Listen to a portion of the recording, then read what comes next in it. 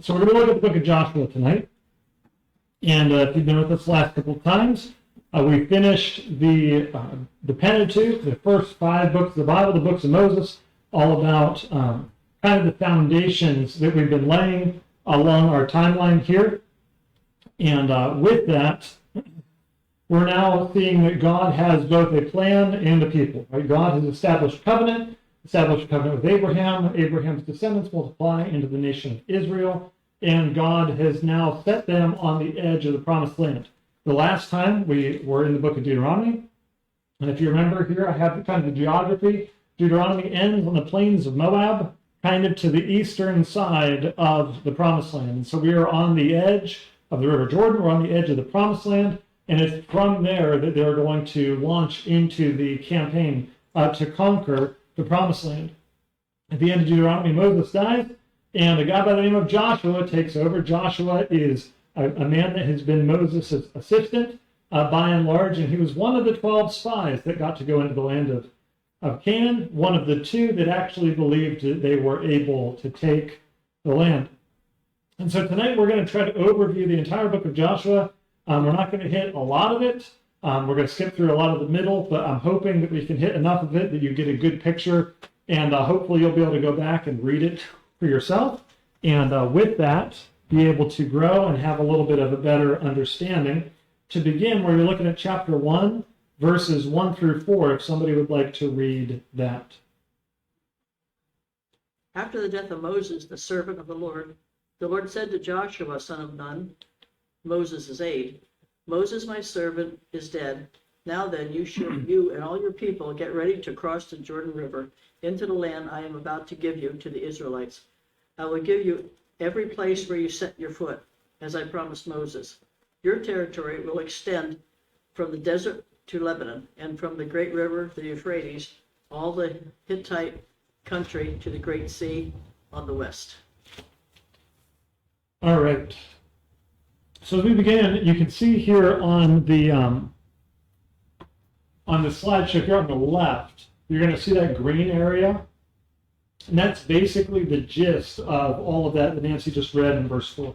So God's given this promise of land. This green area in the left picture is all what was originally promised that they would have. And as we look at this short beginning passage, we're going to see one of the most essential principles that will carry us through the entire book of Joshua in verse 2.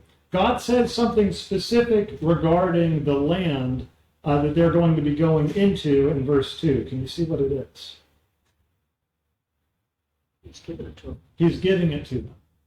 And so this is a foundational idea for the book of Joshua. You ever read through it yourself? I would challenge you to look at every time God says he's giving them the land. Right? This was his gift to them. This was God's promise to them. God said he would give it. And so then the onus is now on them to believe that.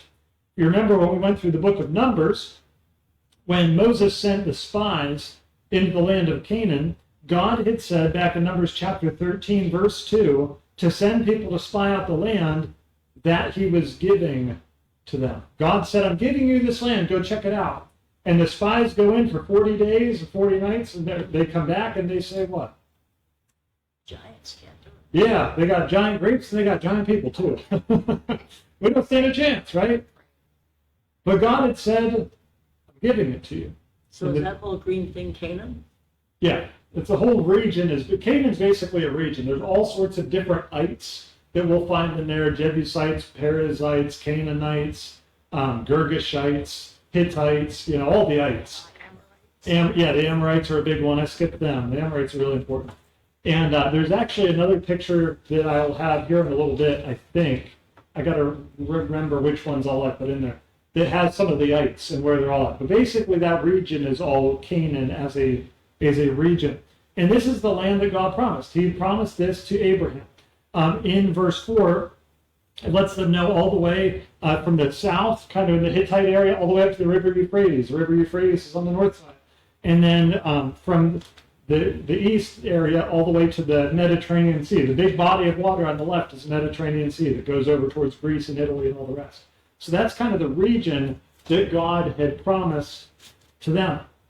And again, he had said that he was going to give it to them. We're going to see this not three times, very many times throughout. And not only did he say he's giving it to them, but in verse 3 now, he also says something else about it. Not just that he's giving it to them, but that he has given it to them. He says, I have given it to you. So in God's eyes, it's already a done deal. He says, I'm giving it to you, kind of this future tense idea.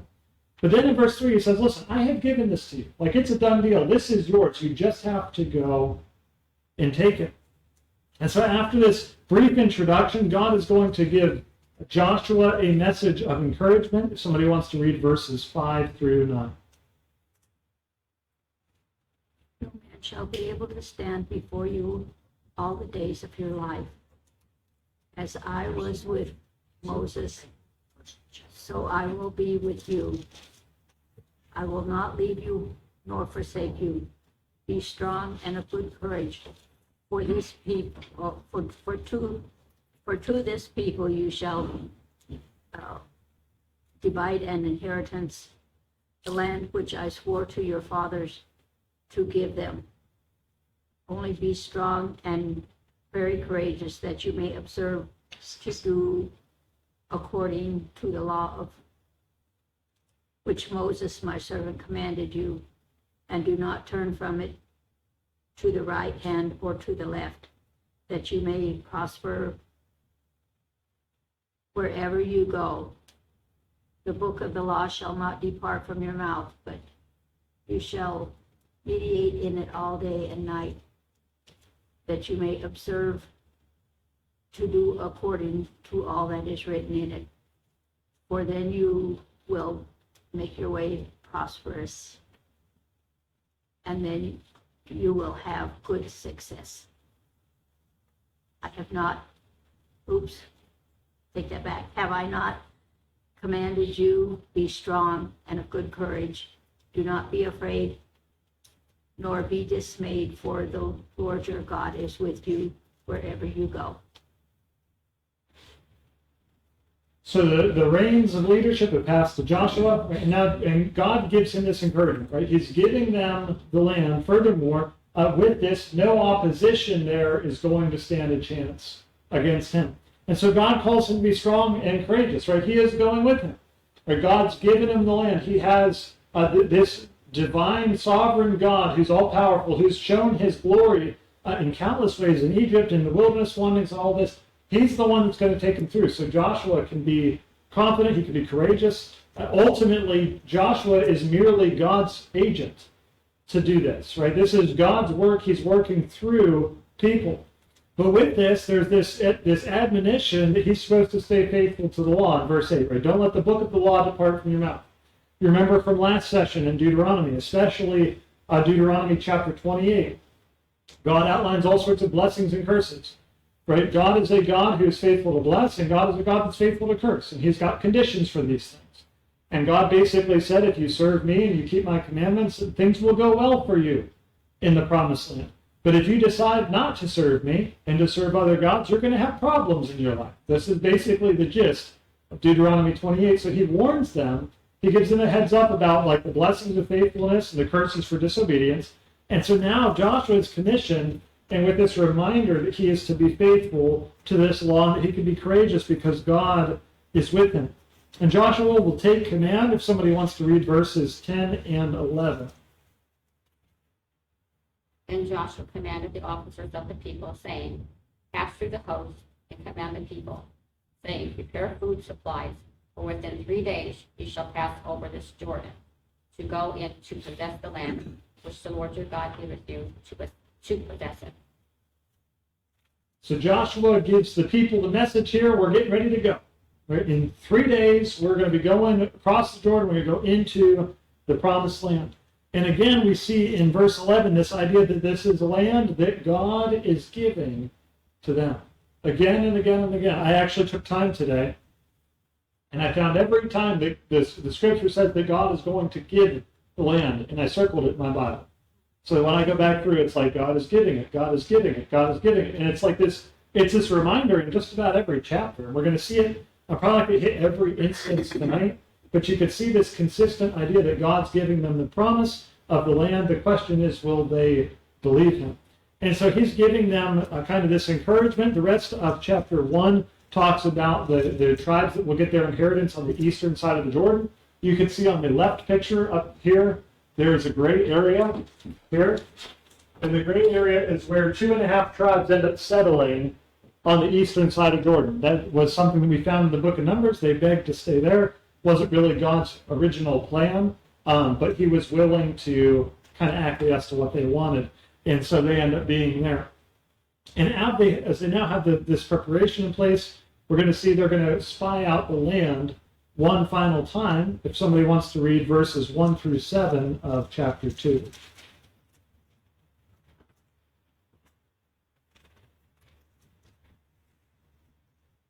Joshua, son of Nun, sent out 2 men from Achaia Grove to spy secretly, saying, "Go view the land, especially Jericho."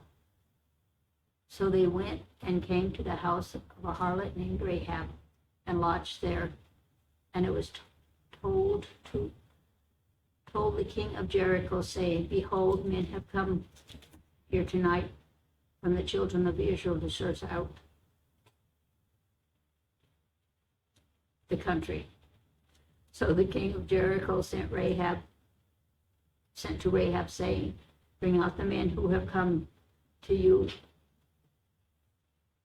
who have entered your house, for they have come to search out all the country." Then the woman took the 2 men and hid them, and she said, "Yes, men came to me, but I did not know where they were from." And it happened, as the gate was being shut, when it was dark, the men went out. Where the men went, I do not know. Pursue them quickly, for you may overtake them. But she had brought them up to the roof and hid them with some stalks of flax. When she had laid in order, which she had laid in order on the roof, when the men pursued them by the road to the Jordan, to the fords, and as soon as those who pursued them were gone out, they shut the gate. How far did you say? Through verse 7, so that's good. Okay. So we see some spies sent into the land again.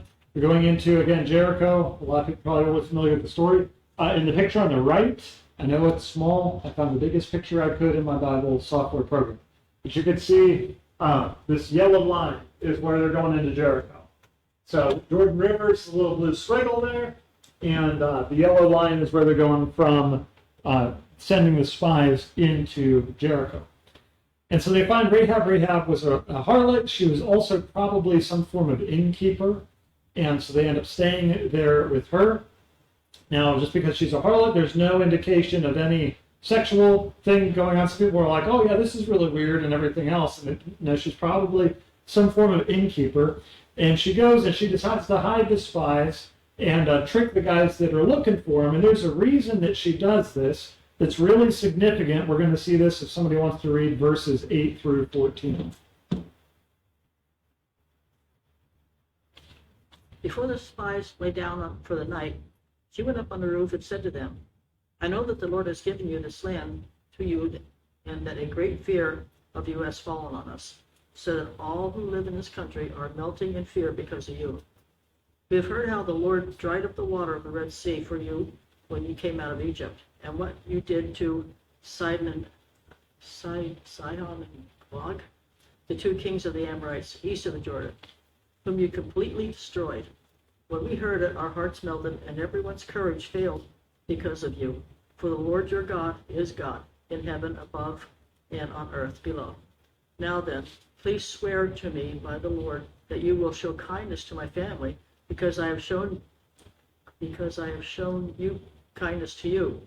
Give me a sure sign that you will spare the lives of my father and mother, my brothers and sisters, and all who belong to them, and that you will save us from death. Our lives for your lives," the men assured her. If you don't tell what we are doing, we will treat you kindly and faithfully when the Lord gives us the land." So this is a really beautiful passage. Right? These guys come to Rahab, the harlot, the innkeeper, and she hides them on the roof. And there's a reason, and it's because, by and large, God's reputation has preceded him. And what's interesting is if you look at verse 9, how does she describe the land? Okay. Back in verse 9. It's the same thing. Even Rahab knows it. It's the same theme that we're going to see all throughout Joshua. She's looking at this nation of people that's coming. They've heard about Israel. They've heard not just about Israel, they've heard about Israel's God and how he dried up the Red Sea and like all these wondrous things that he has done. And she's like, we know that this land ultimately, that he's given it to you guys. Like, if we can't stand against him, they might be able to fight Joshua, but they can't fight God. Right? If you remember back when the spies went in numbers, they were scared because the people were big and all the rest. But ultimately, they recognized that Israel has a giant God on their side. And what's really amazing is that we actually see in verse 11 that Rahab basically has a confession of faith. Do you see what she says about God in verse 11?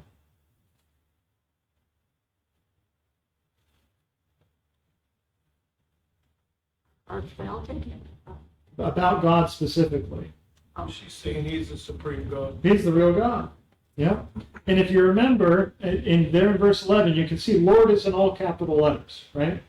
And if we remember, every time you see Lord in all capital letters in the Bible, it's God's personal name. It's his name, Yahweh, is in the underlying Hebrew text. And so what she's saying here is we've heard about the God that you serve. We've heard about what he's up to. We've heard that he's given you guys this land. And that God that you serve, Yahweh, he is the true God. He's the true. She's a Canaanite. And she realizes who the true God is. Yahweh, your God, he is God. He's the true and living God. He is the God in the heavens above, and he's the God on the earth beneath. And as such, we are toast. That is her conclusion. And so they come to this deal, and she says, listen, I need you to spare me. Like, she knew that they didn't stand a chance against God. And so as an act of faith, she puts herself out there in order to be saved. Hebrews chapter 11, verse 31 recounts Rahab in the hall of faith, right? She's a prostitute, and she's a Canaanite, right? Neither of those things are good. And yet the scripture says, by faith, Rahab the prostitute, she didn't perish with those who were disobedient because she gave a friendly welcome to the spies, ultimately because even though she was a Canaanite, she made it into the hall of fame of faith. And the spies promised her safety. Again, in verse 14, what do the spies say about the land? The Lord has given us the land. When the Lord gives us the land. And again, back in Numbers chapter 13, God said, go check out this land I'm giving you. Everybody comes back scared, and there's giant grapes and there's giant people. We don't stand a chance. But this group of spies, these two guys, go in. They're hidden by Rahab. They're talking to her. They find out God's reputation has preceded him. And so they say to her, listen, when God gives us this land, just like he promised, because they likewise have faith. They said, listen, we'll spare you just as you have requested. So Rahab will let them out at nighttime. They have this deal with the scarlet cord everyone's pretty familiar with, where they'll spare her household. Her house was apparently in the wall. And the spies will return to Joshua at the end of the chapter with a message of hope. In verse 24, they say, truly the Lord has given all the land into our hands. And also all the inhabitants of the land melt away because of us. And so the spies in faith tell Rahab, yes, God's going to give us land, but we will spare you. And then they go back to Joshua and they say, listen, truly God has given us this land. Like they believe his promise, and they notice that the people are scared. And so God is now going to give them this opportunity to cross over the Jordan River. Again, that little blue trickle down between the Sea of Galilee at the top of the Dead Sea at the bottom. There's kind of the two bodies of water. Jordan River is between there. And as they cross over the Jordan, God is going to perform a miracle to validate Joshua as the new leader over Israel. We're going to skip down to verse 7 of chapter 3. Somebody would like to read verses 7 through 13 of Joshua chapter 3. The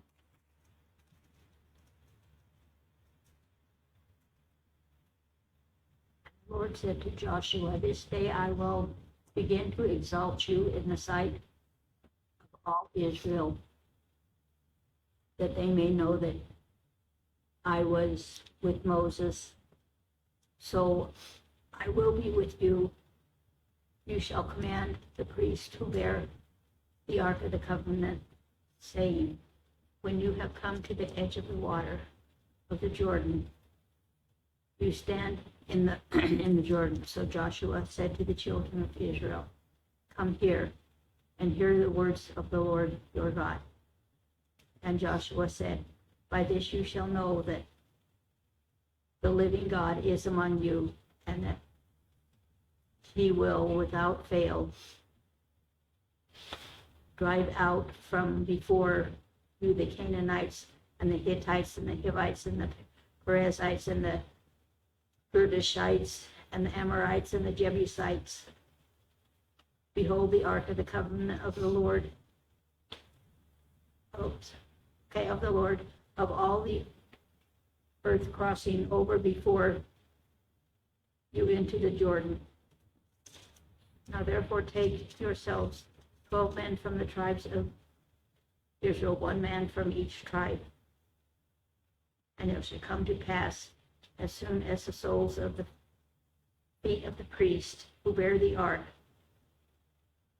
of the Lord of all earth, shall rest the waters of the Jordan, and the waters of the Jordan shall be cut off, and the waters that come down from upstream shall stand as a heap.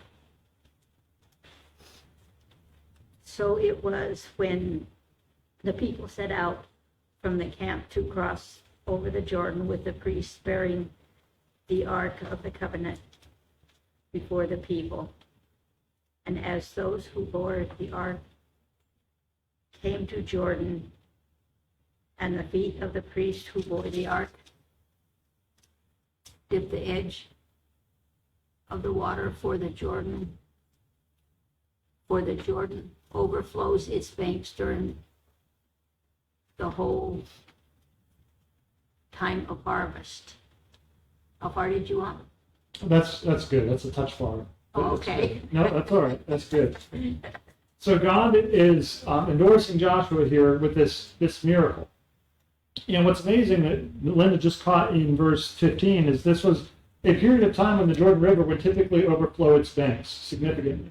So it wasn't like when the Jordan River was like on the verge of being dried up or something. It was at a time when it was bigger than normal, and God said that it's going to stop in a heap and allow them to cross over. Now what's interesting is later in the chapter, or in I think in the next verse, it'll tell you that it stops at a city called Adam, which you can see is way up here. So up there, God pumps the brakes on the river basically, and it stops for them all the way down. He cuts this huge swath and he just drives it all up so they can all cross. How many miles is that? That I don't know. I didn't put a measurement on it. I could check later. But ultimately, God does this as a miracle. And with it, there's this promise. Joshua says, listen, this is how you're going to know the living God is among you. Again, this is one of the miracles that God does to validate that he's among them, and that he will for sure, according to verse 10, drive out the nations that are currently there. All of the ites that Linda read for us tonight. All of those ites are going to be driven out. Now, some of these cities would be conquered. A total of 3 cities in Canaan, I believe, are burned down. Most of them are not burned down. Most of them, the people of Israel, they take over without destroying, because then you don't have to rebuild the city. Right? God gives them cities, he gives them gardens, he gives them vineyards, all these things they didn't have to build. And they get to inherit it basically ready to go. So for the most part, a lot of it is that God is driving out these nations. This means that when Israel takes possession of the land, these nations are dispossessed. You can almost think of it as like water displacement. Right? If you take a water bottle and you drop something into that water bottle, the water level rises because that water has now been displaced. And if you drop enough stuff in a water bottle, ultimately water is going to come out the top because there's not room for the water. The stuff in the bottle is displacing the water. And that's basically what God does with Israel, is when they come into the land, they take possession of it. By implication, the other nations are pushed out, just like the water in the glass when you drop a bunch of stuff in it. Again, most of the conquest would be gradual. It wasn't violent upheaval. It wasn't a bunch of burning down cities. There was a couple of military forts that were burned down. Overall, it was supposed to be more gradual. Back in Deuteronomy 7, God said, the Lord your God will clear away these nations before you little by little. It was supposed to be a procedural thing so that the land wouldn't get overrun with wild beasts and so that they would be able to inherit that which God preserved for them. So they are now on the west side of the Jordan River. They are there ready to begin the conquest. They will take in chapter 4 some memorial stones to remember how God dried up the river Jordan. They will circumcise the new generation that did not die in the wilderness. They will keep the Passover. And then as they are on the verge of going into Jericho, Joshua is going to have an encounter with an unusual figure. If you want to turn with me to Joshua chapter 5, and we're going to look at verses 13 through 15. Joshua 5, 13 through 15.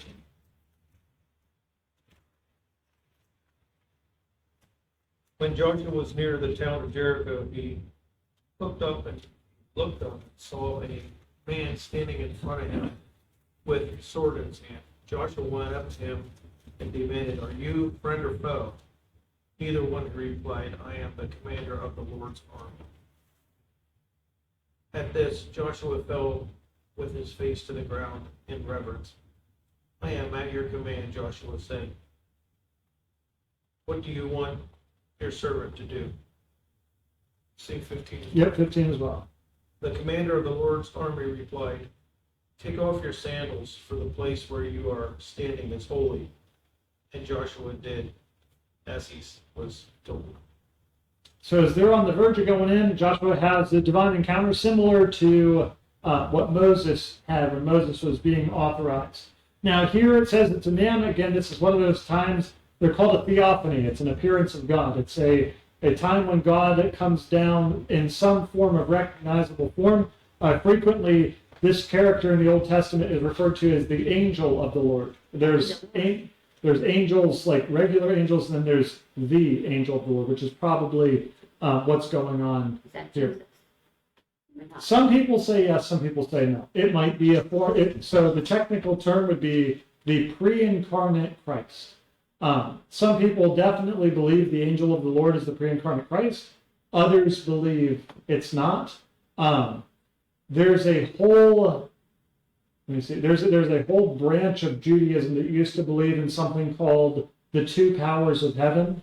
And basically what it was is that there was a visible Yahweh and there was an invisible Yahweh. So it was almost like, we believe in a Trinity. They believed in a tuity, I guess, like sort of thing. I don't remember I'm trying to think of the technical term. But like we would believe that Jesus is God incarnate. He's visible, whereas God is spirit, God is invisible. And so Jews actually, until like the 2nd century AD, believed, not all of them, but a lot of them believed in what was called the two powers of heaven. Same exact concept. They believed the angel of the Lord was a visible manifestation of Yahweh, distinct in person from Yahweh, but still Yahweh in essence. Basically exactly what we believe regarding Jesus. So very likely could be a form of Jesus. At least it's the same idea. And what's interesting is probably, at least my guess is, the reason that Judaism later banned that as heretical, probably because it sounds an awful lot like what Christians do. So that was until like the 2nd century, that was something that Jews were okay with, and then they said, no, this is heresy. But if you look throughout the Old Testament, at the times when Yahweh shows up in human form or as the angel of the Lord, there's times that they are indistinguishable because it says that God is speaking, but it's the angel speaking. And it's like, so there's this overlap, but there's a distinction, almost like we hold to with the doctrine of the Trinity. So it's hard to say exactly, but it's very much a possibility. Either way, what's clear is he is introduced as the commander of Yahweh's host. And it's a reminder to us at the beginning here that ultimately this is going to be a spiritual battle, not just a natural battle. It's not just Israelites versus Canaanites. This is God versus the false idol gods of the region, or even demons that would be a part of that region. Ultimately, it's a spiritual thing. And so just as Yahweh once humiliated the gods of Egypt, so he will do the same in Canaan. Again, the commander of Yahweh's host is a commander of angel armies. And this figure, this Yahweh figure, has a very interesting battle plan. Again, he's introduced as a man, but now in chapter 6 rather, God is the one that's speaking through the man. So presumably this is an appearance of God. And if somebody wants to read verses 1 through 5 of chapter 6, we'll see the battle plan that is laid out. Now Jericho was tightly shut up because of the Israelites. No one went in and no one came in. Oh, no one went out and no one came in. Then the Lord said to Joshua, "See, I have delivered Jericho into your hands, along with its king and its fighting men. March around the city once with all the armed men. Do this for 6 days. Have 7 priests carry trumpets of ram's horns in front of the ark. On the 7th day, march around the city 7 times with the priests blowing the trumpets. When you hear them sound a long blast in the trumpets, have all the people give a loud shout. Then the wall of the city will collapse and the people will go up, every man straight in." So again, we see this same idea that I have hit like 4 times already. We're going to see it again in verse 2. God says to Joshua, "I have given Jericho into your hand." It's not even taken place yet, but he says, listen, this is a done deal. This is given into your hand. And we see this very interesting battle strategy. One of the things that's fun about God as we look in the Bible is that he kind of expects his people to believe in him, even when his strategies don't really make sense to us, right? You look at some of the times like the story of Gideon, and God's like, yeah, I want lanterns and pots. You're like, no, we need swords. Like, you don't go to battle with like torches and pots. Like, this doesn't make any sense. That's how God works. And so God said, listen, you're going to just march around the city. And it's like, well, that doesn't really sound like that's going to work. You do that 6 days. On the 7th day, you march around 7 times. And it's like, none of this makes any sense. And as they do this, they take the Ark of the Covenant with them. Remember, the Ark of the Covenant is this symbol of God's presence, right? It's this reminder, this tangible sense that God was with them. You couldn't make an idol. You couldn't make like a little tiki that was supposed to look like Yahweh. So he has the ark. It's this visible reminder that God is with them. God is not rectangular, right? But it's a visible, tangible thing that they can see, yes, God is with us. And naturally, right, this is a completely nonsensical thing. Like, this is crazy.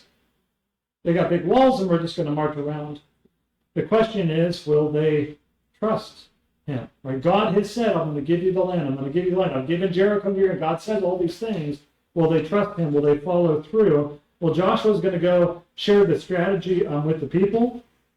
If we're going to read a big chunk, because a lot of this is pretty self-explanatory. If you want to pass it off in between paragraphs, that would be great. However you want to do it. We're going to look at verses 6 down through verse 21. This is the bulk of the story of Jericho. And Joshua the son of Nun called the priests and said unto them, Take up the ark of the covenant, and let 7 priests bear 7 trumpets of ram's horns before the ark of the Lord. And he said unto the people, Pass on and compass the city, and let him who is armed pass on before the ark of the Lord. And it came to pass, when Joshua had spoken unto the people, that the 7 priests bearing the 7 trumpets of ram's horns passed on before the Lord, and blew with the trumpets, and the ark of the covenant of the Lord followed them.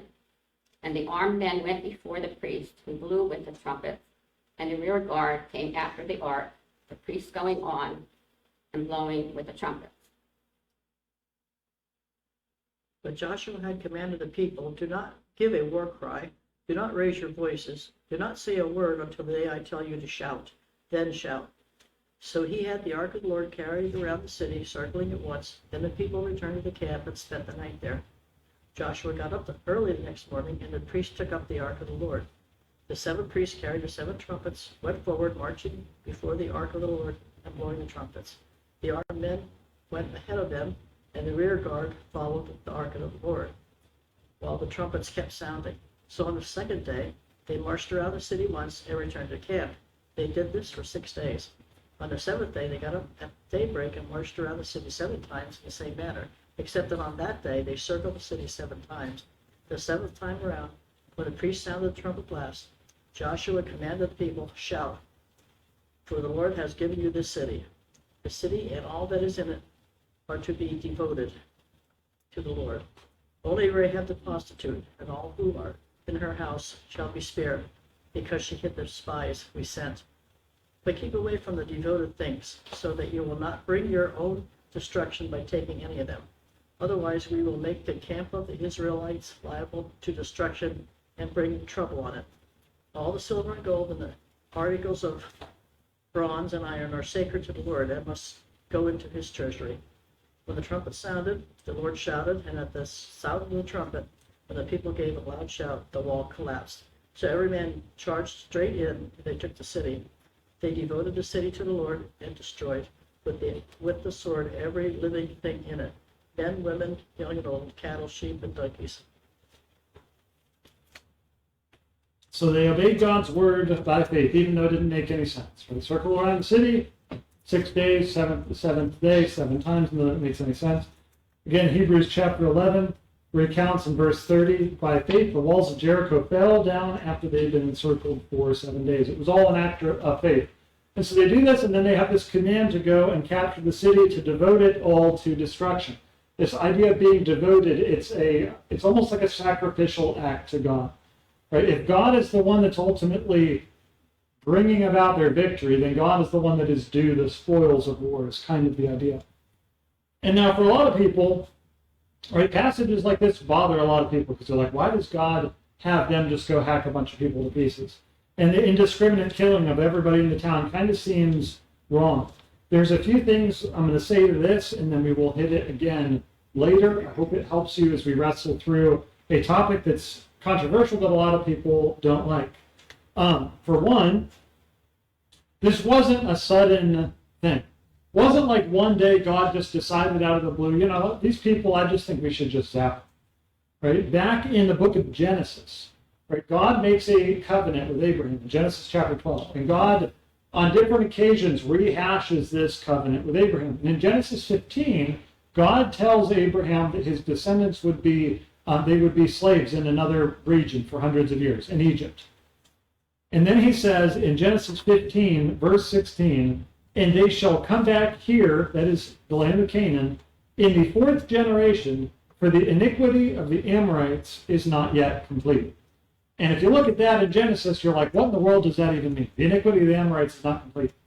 Ultimately, they weren't ripe for destruction, right? God was still being patient with them. God was being merciful to them. It wasn't like the first time these people sinned, all of a sudden God says, well, let's just get rid of them. God gave them hundreds of years to turn from their wicked ways and to believe on him, and they didn't take that window of opportunity. And so while Abraham lived there, God basically said, listen, their iniquity is not yet complete. We're not going to bring about judgment yet. We're going to give them a window of mercy and see if they take it. Now, they chose not to. Hundreds of years later, God brings Joshua into the region to bring about judgment. Basically, Israel ends up becoming God's instrument of judgment, just as fire and brimstone was in the days of Sodom and Gomorrah. In those days, God rained fire and brimstone. In this context, God determines to use the people of Israel. And yet you look at this, you're like, well, why did they have to get everybody? There's a Bible scholar by the name of Paul Copan, and he writes a book. It's titled, "Is God a Moral Monster?" It's a pretty cool book. And I haven't read the whole thing, but he's got a couple chapters on the Canaanites. And he's got 2 comments on this that I want to share with you. The first one, talking about Jericho, he says, Jericho is primarily a military compound designed to guard strategic passes east and west, as well as north and south, and to do so on behalf of towns of the hill country such as Bethel and Jerusalem. And so Paul Copan says, for one, Jericho wasn't a major civilian center. It was more of a military outpost. So the number of civilian casualties would probably be a lot fewer than we anticipate. right? It wasn't just a regular run-of-the-mill town. It was a military outpost. And likewise, he also said that the description of men, women, young, and old, and everything else is probably just a classic way to say everything. Right? The emphasis isn't on them just indiscriminately killing countless innocent people just for the fun of it. Again, primarily a military compound, and all of this is his way of saying basically they wiped it out. Right? It's not really focusing on the individuals. It's still a bloody thing, and it's still not a nice thing to the ears. But we must remember that God is just. God is going to bring about judgment for sin in his timing. We'll see this a little bit more later. And he had given them hundreds of years to turn from their wickedness, and the people never did. But one bit of good news is that in the midst of all of the terrible destruction and everything else, there is salvation. Somebody would like to read verses 22 through 27.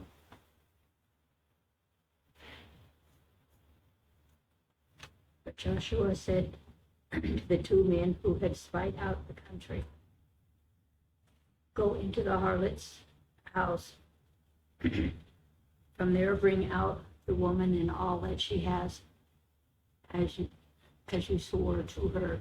And the young men who had been spies went and brought up Rahab, her father, her mother, her brother, and all that she had. So they brought her out. They brought out all of her relatives and left them outside the camp of Israel. But they burned the city and all that was in it with fire.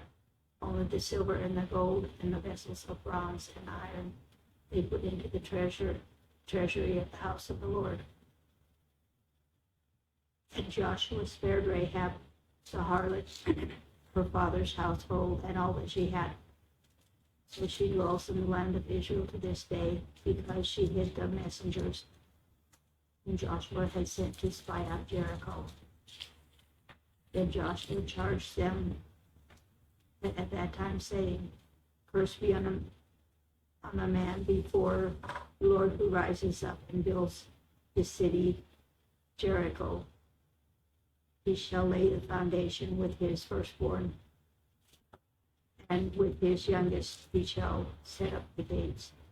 So the Lord was with Joshua, and his fame spread throughout the whole country. So the complete destruction of Jericho is also accompanied with the salvation of Rahab in her household. Now, why was she spared? Probably because of faith. Because of her faith, right? She believed that they were going to be destroyed by the Israelites. And she believed that Yahweh was the true God of heaven and earth. She recognized that they were toast. And so in faith, she put her faith in the true and living God, and she accepted the spies, right? There was a element of validation to her faith. And as a result, she was spared. What's interesting to consider as well, I believe this was from Paul Copan's book. I read a couple different things regarding this whole topic. I spent a lot of study on it. Is, she put her faith in Israel's God and was spared. Israel marched around the city for 7 days. And as far as we know, there's no indication that Jericho at any point requested mercy, that they turned from their wicked ways, that they, there was no, their heart was so hardened, it was hardened until the end, is what it would appear.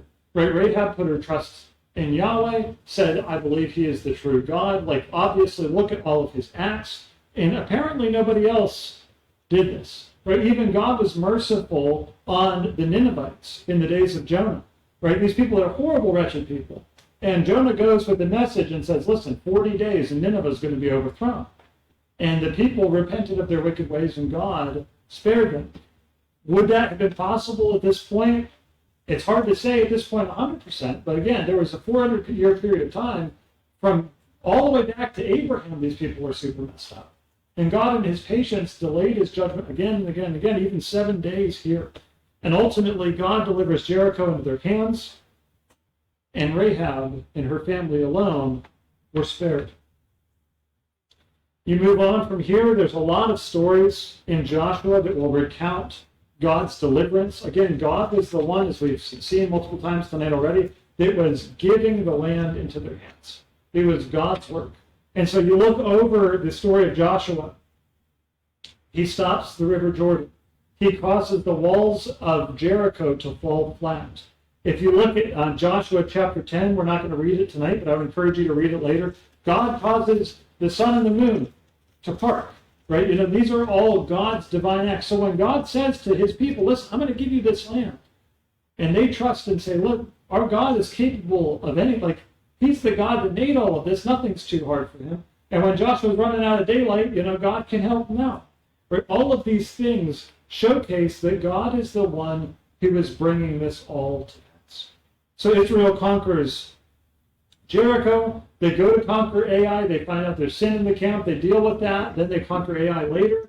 The rest of Joshua, by and large, is recounting their victories over the people of the land. Chapter 11 recounts more of the conquest. Chapter 12, chapter 13 looks forward to more that's going to be conquered. And then a lot of Joshua is actually devoted to allotting the land. And so I have another picture here. I think it's this one, maybe. Oh, that's too much. Yeah, so if you look at the picture on the right here, the picture on the right is basically 7 chapters of Joshua, where it says, this tribe gets these cities in this area.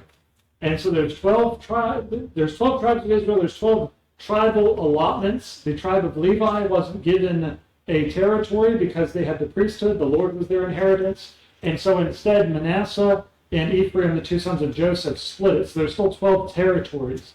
But you can see here on the right, these are where all of the different tribes were given their territory. However, when Joshua's book closes, the conquest isn't done. They haven't completely finished the job.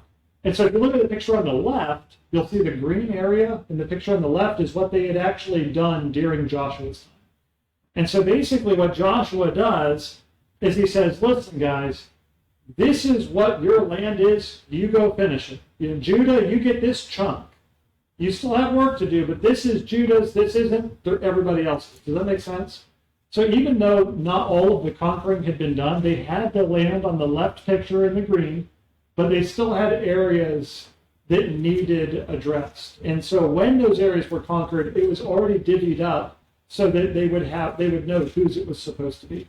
You can see in the picture on the left, all the way to the left, here is Philistia. Philistia, we're very familiar with, the land of the Philistines. Right? So when you get to the time of David, and we hear about the Philistines, we hear about Goliath and all of those problem people, right? In the time of David, the work still wasn't finished. And so they had that green territory, but the rest of it was still in process. You get to the time of David, again, the city of Jerusalem. David conquers Jerusalem. Jerusalem belonged to the Jebusites. It was kind of in the middle area there. I don't have it right here. You can see right here is Jerusalem. And it's still in this lighter color. Jerusalem wasn't conquered until the time of David, many, many, many, many years, right? All the way through the Judges, all the way through Samuel, all the way through Saul. And then David comes along, he conquers Jerusalem. So it's still in process, but a lot of Joshua is devoted to letting the people know when you conquer everything, this is who it's going to belong to. This is the tribe that it's going to belong to. After all of that, Joshua is going to recount God's faithfulness. I'll read this passage quick. It's Joshua 21, 43 to 45. It says, thus the Lord gave to Israel all the land that he swore to give to their fathers, and they took possession of it, and they settled there. And the Lord gave them rest on every side, just as he had sworn to their fathers. Not one of all their enemies had withstood them, for the Lord had given all their enemies into their hands. Not one word of all the good promises the Lord had made to the house of Israel had failed. All came to pass. So God's a promise-keeping God. God said he would give them the land. In the book of Numbers, the wilderness generation, they were scared. They didn't believe. They had to wander for 40 years. Now their children, just as God said back in the days of Moses, got to go and take the land. And it was in process, but they were having success. So we skip down to, I would very much encourage you to read chapter 23 later. Is homework. I was going to go through all of 23 tonight, and for the sake of time, we are not going to go through it. But ultimately, Joshua recounts all that God had done for them. In verse 3, he talks about how the people had seen all the Lord your God has done for your sake. And he says, for it is the Lord your God who's fought for you. He's making it incredibly clear. There's a certain way to structure things in the Hebrew language. And basically, Joshua says, listen, Yahweh, he himself, he was the one, not you guys, he was the one that fought for you and pulled this off. So as Joshua is getting ready to leave this life, he's encouraging everybody to remember that their source of success wasn't in themselves, it wasn't their own battle strategies, their power. Ultimately, it was in the hand of Yahweh. And that if they would stay faithful to him, he would continue to push them back. In verse 5, he talks about this. He says, listen, the Lord your God will push them back before you. It's still in process, but God, again, it's a similar emphasis here. God is going to do this for you. And so Joshua's parting words are all an encouragement for them to stay faithful to Yahweh. One of the problems of the Canaanite region is they worshiped all these idol gods, all these false gods, ultimately what would be demons. And Israel was supposed to be a holy nation. They were supposed to be a kingdom of priests, a special, peculiar people. And if you look back at the commandments, right, the very first commandment is you shall have no other gods before him. Right? Yahweh doesn't want any competition. He says, I'm going to be God alone. You're not going to serve the gods of the Canaanites or any of the other ites in this area, right? It's going to be me alone. Second commandment was no idols. Again, he wants exclusivity. He doesn't want to share his people with other gods. In the great Shema that we saw last session in Deuteronomy 6, it says, Hear, O Israel, the Lord our God, the Lord is one. You shall love the Lord your God with all your heart, all your soul, and with all your might. Again, all of it has this idea of allegiance to him. And so Joshua, in his parting words, again, I would encourage you to read chapter 23, encourages them to stay faithful to Yahweh. In chapter 24, the Lord, through Joshua, speaks to the people, recounts basically the history. You should read 24 too, it's really good. Basically, how their ancestors before Abraham served other gods beyond the Euphrates River. And then God called Abraham out of that pagan lifestyle, ultimately to be his own prized possession. God chooses Abraham. God chooses Israel as a people, as the descendants of Abraham. And then he brings them through Egypt. He kind of recounts all of this.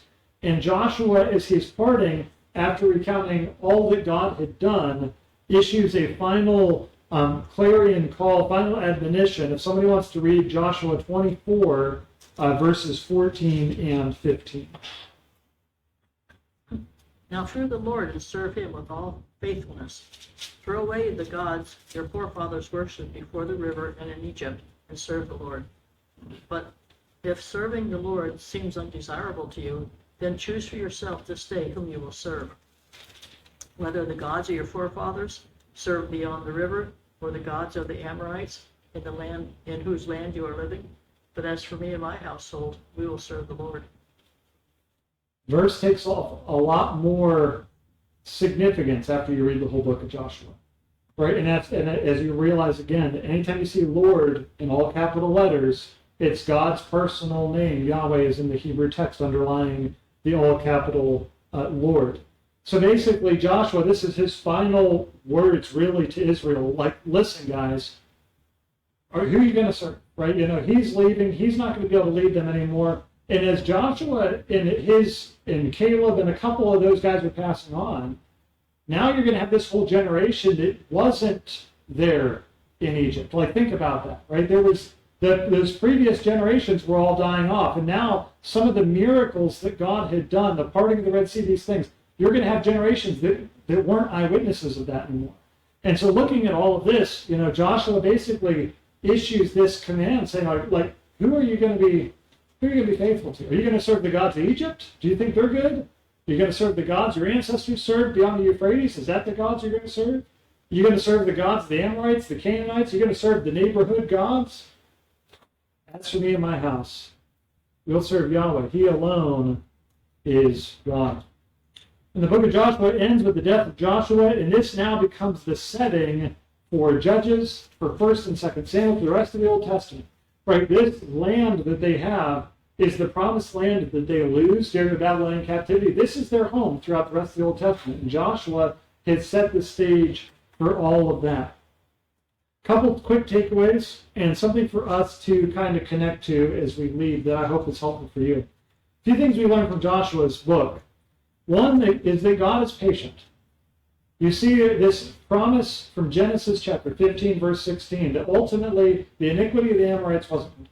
God was patient with them. He gave them plenty of time to turn from their wicked ways for hundreds of years. He didn't just zap them on day one. He was patient. And yet God is holy and God is just, and eventually he will punish sin, and that's what we see in the book of Joshua. And likewise, we see that God will keep his promises. Right? God promises good things and God promises bad things to those that turn from him. And he's faithful to keep the good. He's faithful to keep the bad. He keeps all of his word. And so how does Joshua relate to us today?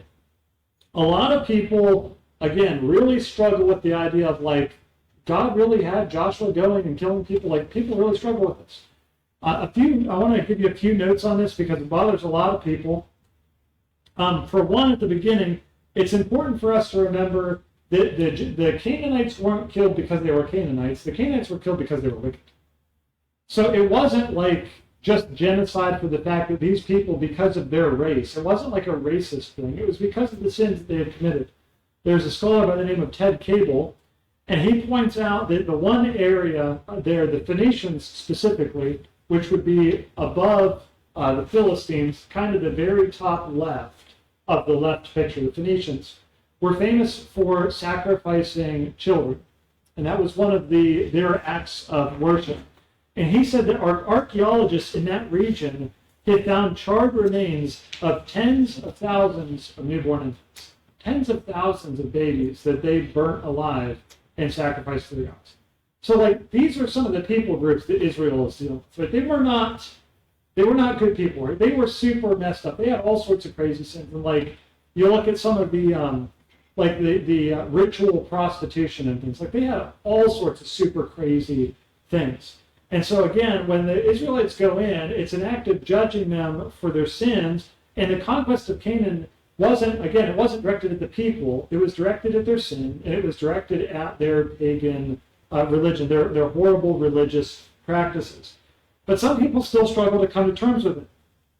Interestingly enough, one of the books I read, there's a guy who claims to be a Christian, and his belief system is that Joshua and Moses believed that God wanted them to do this, but God did not actually want them to do this. And he hunkers down on this idea, and he's like, they had this flawed view of God, and they shouldn't have done this. What they did was wrong. God didn't actually want them to do it. And what's interesting is, if you take that view, there's really no end in sight of how much of the Bible you're going to just throw out. If any of the Old Testament that you don't like, you're like, well, they were trying to relate to God to the best of their ability, and they didn't get it right. Well, you could apply that to anything in the Old Testament and say, they were doing their best, but this wasn't actually from God. You could just throw it all out. So it's a really slippery slope to stand on. The Old Testament is the Bible that Jesus read. It was the Bible the apostles read. It was their foundation when we look at the Christian faith.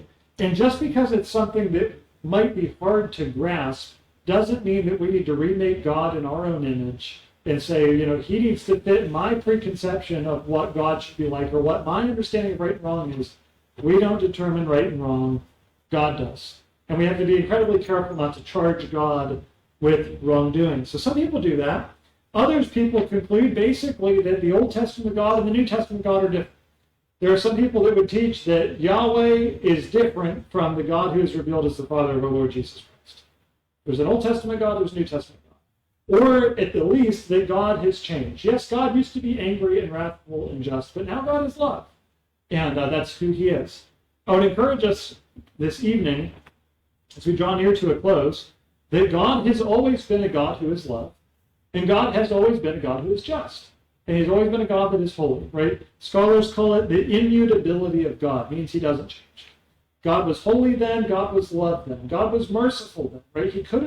He spared the Ninevites when they repented. They didn't deserve it. Ninevites deserved to be toast, and yet he spared them. Even Israel didn't deserve to be chosen by God. God chose it because of grace. God is a gracious and merciful God, but he is also holy and just. And just because we turn the page to the New Testament doesn't mean that God is no longer just, that God is no longer holy. God is still a God who will judge sin. God is still a warrior God. Now, this doesn't authorize us to go and try to destroy people that don't love God. Again, Jesus tells us to love our enemies. The New Testament, the believer is involved in spiritual warfare, not just natural. We don't go around killing people. But with this in mind, we must remember that God is still a just God. And at the present, he is patient. 2 Peter 3:9 says, the Lord is not slow to fulfill his promise. This is specifically the promise of Christ's second coming.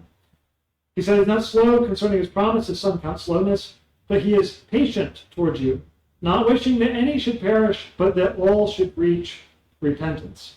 So the delay in Christ's coming is an act of mercy on God's part. It gives people an opportunity to turn to him. God gave the Amorites 400 years, and it wasn't long enough, but he was patient with them. At some point, it's time for judgment, but he gave them a period of time.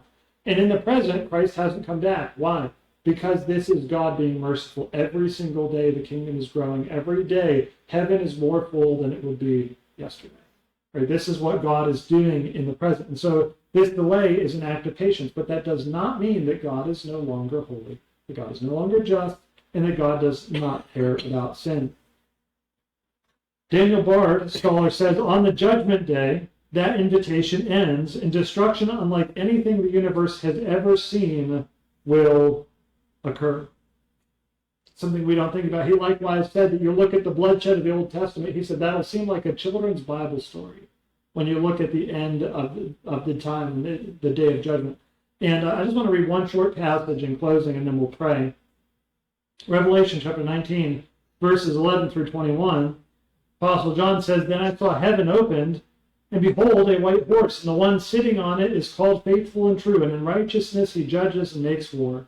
His eyes are like a flame of fire, and on his head are many diadems. He has a name written that no one knows but himself. He is clothed in a robe dipped in blood, and the name by which he is called is the Word of God. And the armies of heaven, arrayed in fine linen, white and pure, were following him on white horses. From his mouth comes a sharp sword with which to strike down the nations, and he will rule them with a rod of iron. He will tread the winepress of the fury of the wrath of God the Almighty. On his robe and on his thigh he has a name written, King of Kings and Lord of Lords. Then I saw an angel standing in the sun, and with a loud voice he called to all the birds that fly directly overhead, come gather for the great supper of God, to eat the flesh of kings, the flesh of captains, the flesh of mighty men, the flesh of horses and their riders, and the flesh of all men, both free and slave, both small and great. And I saw the beast and the kings of the earth with their armies gathered to make war against him who was sitting on the horse and against his army. And the beast was captured, and with it the false prophet who in his presence had done the signs by which he deceived those who had received the mark of the beast and those who worshipped its image. These two were thrown alive into the lake of fire that burns with sulfur. And the rest were slain by the sword that came from his mouth of him who was sitting on the horse. And all the birds were gorged with their flesh. You look at that passage, and the guy that says, Jesus loves his enemies, he teaches us to love his enemies, he's all love, that's all he is. God is not, he's not harsh anymore, he's not a warrior anymore, none of those things. If you look at the end of the story, it's pretty scary for those who don't believe. God hasn't changed at the present. He's merciful, but the day is coming and the door will be shut. The opportunity will be no more. As one scholar has said, there is no refuge from him. There is only refuge in him. And so with that, does anybody have any questions or thoughts before we close in prayer?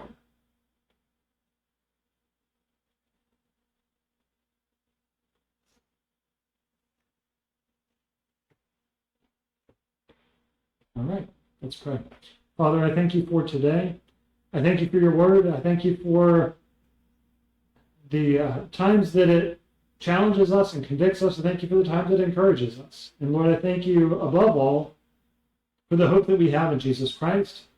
Lord, that just as Rahab was spared in the judgment through faith in something that she totally didn't deserve, I thank you that we have the wonderful assurance, Lord, that we will be saved on the day of judgment, Lord, by a free gift of grace that we did not earn and could never deserve. Lord, I thank you for that hope. Lord, I pray that we would live with it as we go through a life that is oftentimes dark and perplexing. Lord, I pray that these passages would cause us to turn to you and worship for all that you have done for us in your Son, Jesus Christ. I thank you for those who gave of their time tonight to come out and open your word. I pray you bless them now as we go. In Jesus' name, amen.